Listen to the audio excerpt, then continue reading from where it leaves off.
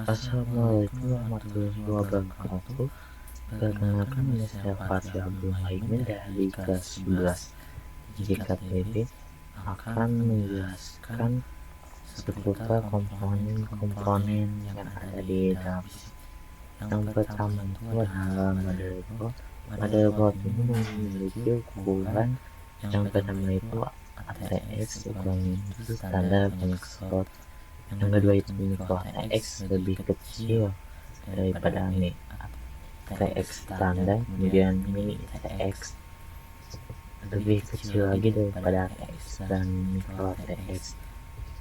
Kemudian yang kedua setelah motherboard ada CPU, Central Processing Unit.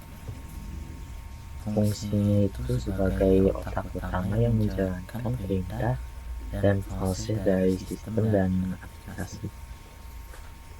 Umumnya prosesor atau CPU ini berasal dari brand Intel dan AMD. Contohnya AMD Ryzen 5 5600X, kemudian dari Intel Core i5 12400X.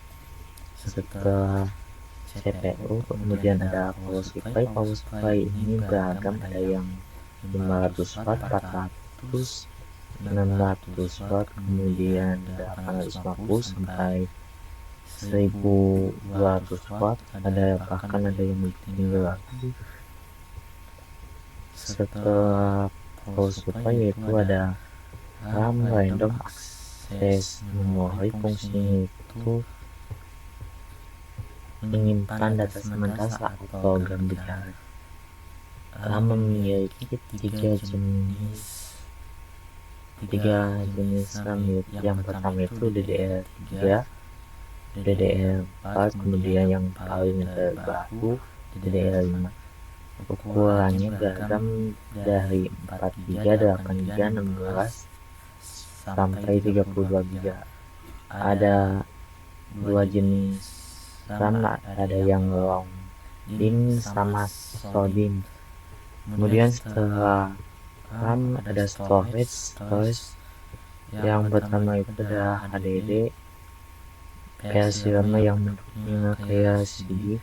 Kemudian ada SSD, kemudian yang paling terbaru yaitu M.2 NVMe SSD. Fungsinya itu menyimpan data sistem operasi yang lebih lama. Keuntungan dari HDD yaitu besar, kecepatan lambat tapi murah. Kemudian keuntungan SSD lebih cepat dan mahal. Terus NVMe sangat cepat dan pakai slot M.2 yang lebih kecil, bahkan bisa dipakai di laptop atau PC ukuran yang sangat kecil.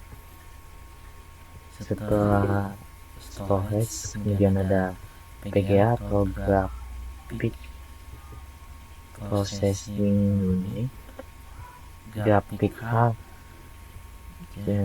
Fungsinya itu mengolah tampilan visual dan grafis. Fungsinya itu sebagai penghubung ada CPU supaya sistem operasi nampil di monitor harus memakai PGA. Jenis PGA atau GPU terdiri dari dua. Yang pertama itu iGPU, Integrated GPU, atau bawaan dari CPU seperti Intel UHD atau Radeon Vega. Kemudian di GPU, Dedicated GPU itu kartu grafis yang terpisah seperti pada gambar di contoh ini, yaitu GeForce RTX 4900 seperti yang ada di contoh gambar ini. Yang paling populer yaitu di GPU yaitu seperti yang di contoh tadi, yaitu dari NVIDIA, GTX dan RTX yang paling populer. Kemudian ada AMD RX series.